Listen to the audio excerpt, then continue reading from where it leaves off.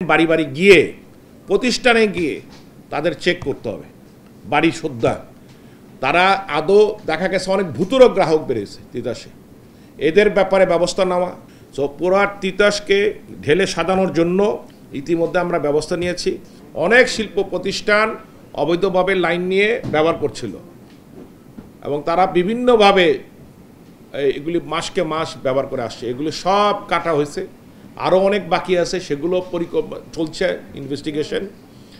আমরা একটা কাজ করছি, যত ডিস্ট্রিবিউশন কোম্পানি আছে, গ্যাসের যত ডিস্ট্রিবিউশন কোম্পানি আছে, আমরা দুইটা কাজ করতে যাচ্ছি। এখন নির্দেশ দেওয়া হয়েছে বাংলাদেশের যত সিএনজি প্রতিষ্ঠান আছে তাদের উপরে একটা অডিটিং হবে।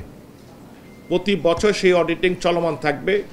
কি পরিমাণ গ্যাসের তারা অনুমোদন নিছে, সেই পরিমাণ গ্যাস তারা বিক্রি করছে কিনা, তাদের মিটারগুলো ক্যালিব্রেশন করা হবে, তাদের সিস্টেমকে ক্যালিব্রেট করা হবে, তাদের লাইনের মধ্যে কোনো দোষ আছে কিনা এবং এনভায়রনমেন্টের অনুমোদন আছে কিনা এবং সেই অনুমোদন অনুযায়ী তার কার্যক্রম চলছে কিনা সেগুলো দেখা হবে এবং বিস্ফোরকের আইনগুলো তারা মেনে চলছে কিনা। এটা হলো সিএনজির ব্যাপারে।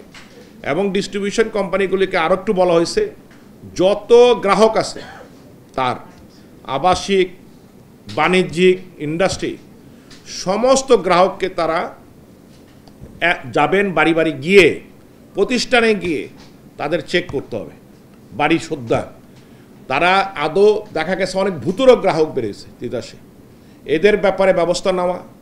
এবং দেখা গেছে যে অনেকের গ্যাস বিল দিচ্ছেন বা তিতাসের অ্যাকাউন্টে নাই, কিন্তু অ্যাকাউন্টে টাকা জমা হচ্ছে। এই যে বিভিন্ন রকম কমপ্লেন আমাদের কাছে আসে, সেগুলোকে ব্যবস্থা নেওয়া। আমি আশা রাখি যে এই কয়েক মাসের মধ্যে এই বিষয়গুলোকে আমরা একটা ভালো অবস্থানে দেখতে পাবো। তিতাসের জন্য third party financial auditor, financial consultant নিয়োগ করা হয়েছে। তাদের বিলিং অ্যামাউন্ট, তাদের হিসাব, গ্রাহকের সাথে বিলিং অ্যামাউন্ট, আদৌ কোনো ভূতুড়ে গ্রাহক আছে কিনা সব চেক করার জন্য ব্যবস্থা নেওয়া হচ্ছে। এবং কস্টিং এস্টিমেশন, তিতাসের যে প্রাইসিং করে সেই প্রাইসিংয়ের মধ্যে কোনো ফাঁক ফোকরা আছে কিনা, সেটা সঠিক প্রাইসিং হচ্ছে কিনা, তাদের ব্যাপারে অবজেকশন ছিল, ট্যাক্সেশনের ব্যাপারে অবজেকশন ছিল, সেগুলো যাচাই বাছাই করার জন্য আমরা নির্দেশ দিয়েছি। আজকে আমরা সেই বিষয় নিয়েও আমরা তিতাসের সাথে আলোচনা করব। আরেকটা বিষয়, আমরা আশাবাদী যে গ্যাসের ব্যবহারে আমরা অনেক বড় বড় পরিকল্পনা নিয়েছি। একটা ঢাকা শহর নারায়ণগঞ্জে প্রায় 12,000 কোটি টাকার একটা প্রকল্প নিয়েছি, যে প্রকল্পের আমাদের সহযোগিতা পাচ্ছি এনডিবি ব্যাংক। সেই ব্যাংকের মাধ্যমে আমরা অলরেডি তাদের আমরা পেয়েছি, তারা আমাদেরকে সহযোগিতা করতে চান।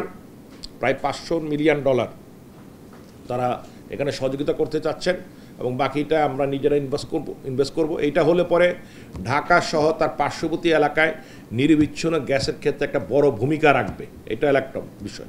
সেকেন্ডলি হলো আমাদের ইন্ডাস্ট্রিগুলো প্রায়োরিটি। ইন্ডাস্ট্রি যাতে নিরবিচ্ছিন্ন করা যায়, সেখানে কিভাবে কত দ্রুত অটোমেশন আনতে পারি, মিটারের আকারে মিটারের আওতা নিয়ে আসতে পারি। এবং তিতাস ইতিমধ্যে প্রায় 30 লক্ষ প্রিপেড মিটার ইনস্টলেশন করার জন্য এডিবি, ওয়ার্ল্ড ব্যাংক এবং জেবিক জাপান ব্যাংকের সাথে যোগাযোগ করেছে। তারাও আমাদেরকে আর্থিকভাবে সহযোগিতার জন্য রাজি হয়েছেন। এখন কনসালটেন্ট নিয়োগ করে ফিজিবিলিটি স্টাডি করে আমরা এই বছরের মধ্যে আমরা টেন্ডারে চলে যাব। সো পুরো তিতাসকে ঢেলে সাজানোর জন্য ইতিমধ্যে আমরা ব্যবস্থা নিয়েছি। স্মার্ট বাংলাদেশকে সামনে রেখে আমরা ইতিমধ্যে জ্বালানি বিভাগকে বলছি তাদের একটা রোড ম্যাপ তৈরি করার জন্য। স্মার্ট বাংলাদেশ মানে খালি টেকনোলজি না, তার সাথে বাকি অনেক বিষয়গুলো আছে। টেকনোলজি হলো একটা কম্পোনেন্ট স্মার্ট বাংলাদেশে। সুতরাং বাকিগুলো যাতে এই প্ল্যানের মধ্যে আসে এবং প্ল্যান ধরে ধরে আমরা যারা কাজ করতে পারি সেই ব্যবস্থা নেওয়া হয়েছে। আপনাদের সকলের সহযোগিতা চাই। সাংবাদিক বিন্দুদের একটা বিরাট ভূমিকা আছে, সাংবাদিক ভাইদের। এই ভূমিকায় আপনারা অনেকবার আমাদেরকে সহযোগিতা করেছেন বিগত দিনে। কোথায় আপনার অবৈধ লাইন আছে সেই বিষয়গুলো ওয়াকিবহাল করেছেন এবং আপনারা একটা ওয়াচ ডগের মতো কাজ করেছেন। তার জন্য আপনাদেরকে ধন্যবাদ। ভবিষ্যতে আপনারা পাশে থাকেন, ইনশাল্লাহ এই বাংলাদেশটা আমাদের সকলের, আমরা একসাথে ভালো করতে পারব।